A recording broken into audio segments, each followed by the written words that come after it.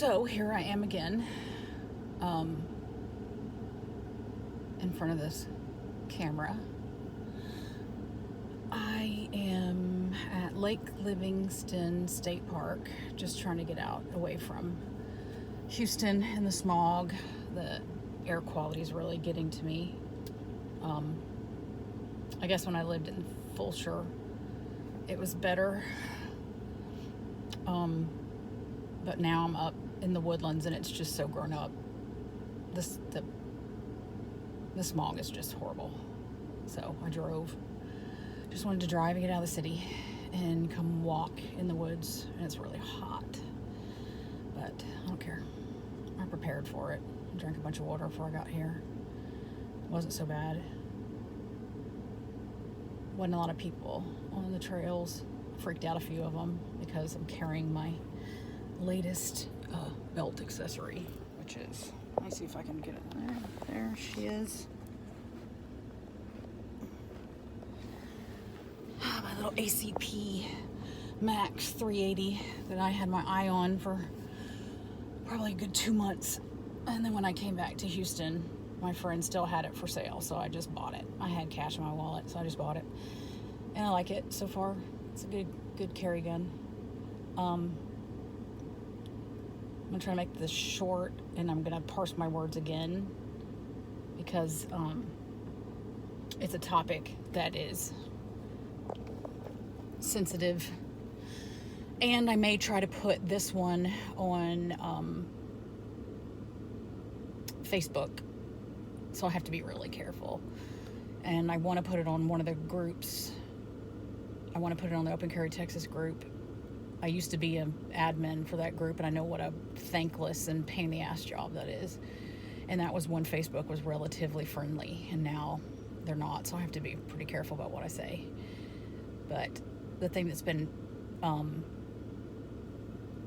bouncing around in my mind all this past week has been how, my watch still thinks I'm on a walk. Hold on.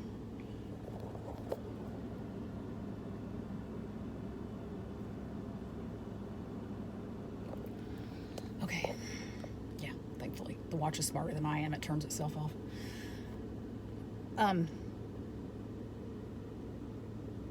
It occurred to me how the powers that be that are anti-private gun ownership, how they're going to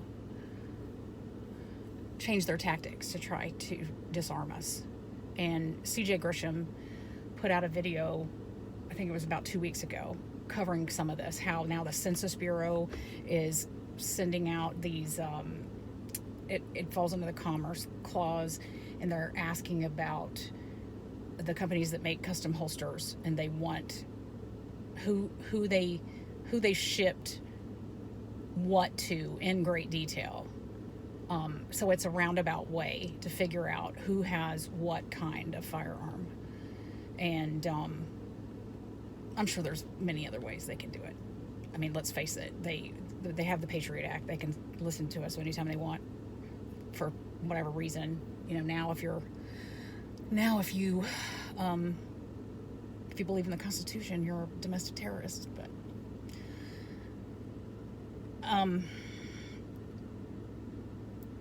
and I know during the Obama administration, they kind of laid the groundwork with, I think it's called Operation Choke Point, where certain banks, financial institutions will not lend to businesses that are in the firearms industry. And I used to have a Chase Bank account, and Chase Bank is one of the companies that signed on to that, so I just went and pulled my money out. I was like, thanks but no thanks.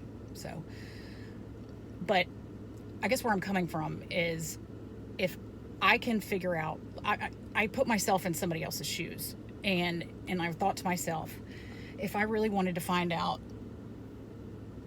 who in this country had firearms and who didn't, but not be direct about it, how would I go about it?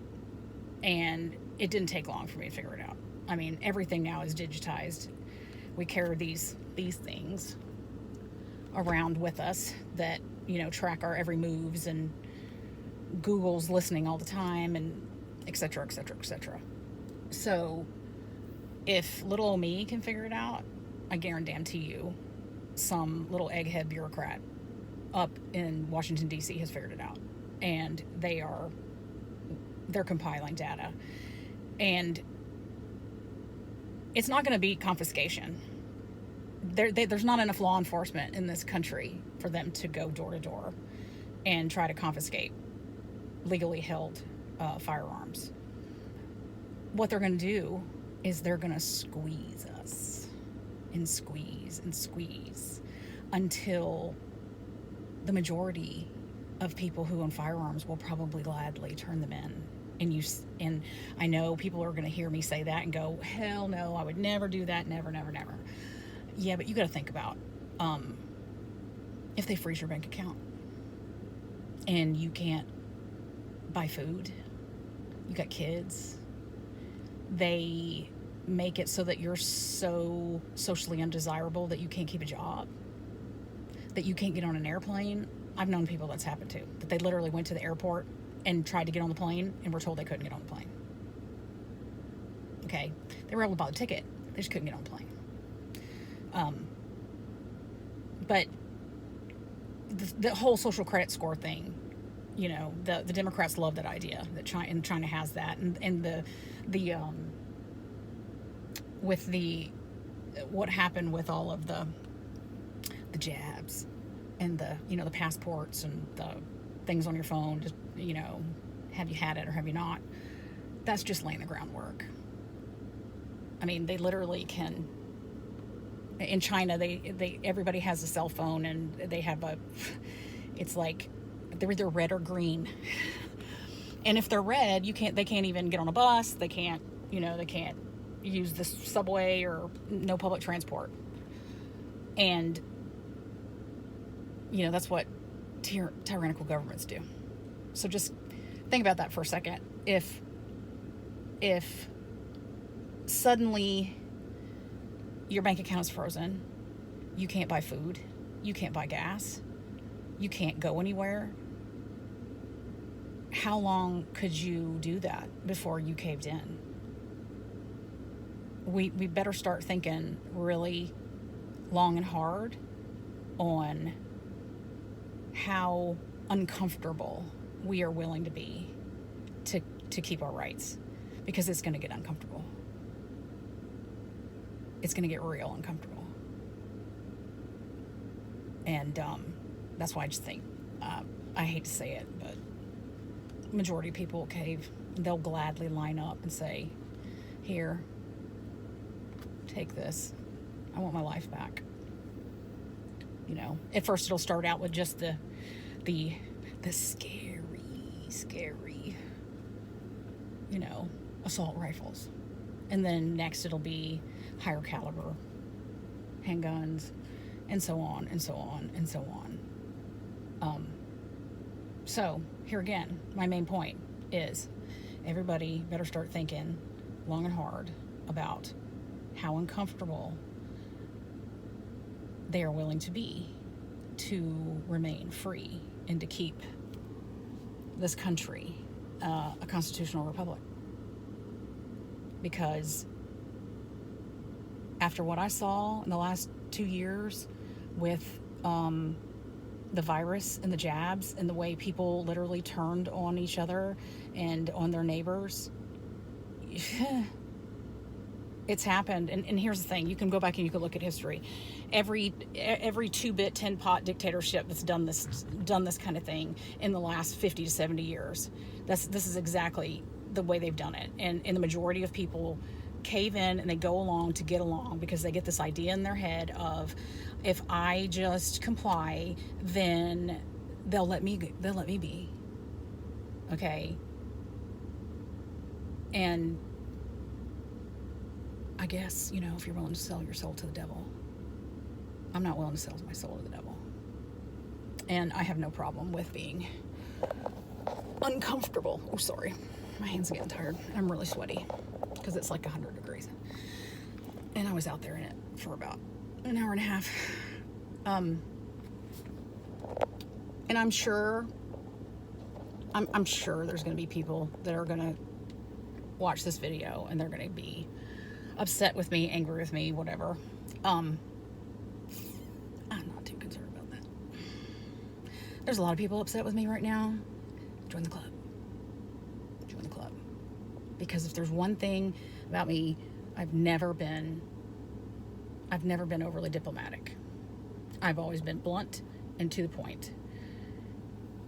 You know, I've always said, if you need somebody to hit you between the eyes with the sledgehammer of truth, then I'm your girl. But if you want somebody that's going to kiss your ass and stroke your ego, you are barking up the wrong damn tree. Because that is not the way I operate at all. So, here I am, putting this video up. We'll see what happens. But, it's about time for me to get on the road in my lovely, lovely truck that I brought back from North Carolina. I missed her. So, it's nice to have a vehicle that takes gas again. The other one's an electric car. It's fast, but it's weird. I'd rather be able to go 700 miles on one tank of gas. Works for me. So, all right. Drive home. Home is an apartment in the Woodlands right now. Okay. Well, half of home is there. Then my other half is up in North Carolina. I'm spread between 2 states. So that's really where I want to be when this stuff pops off. But, okay. Stay frosty. Peace out, folks.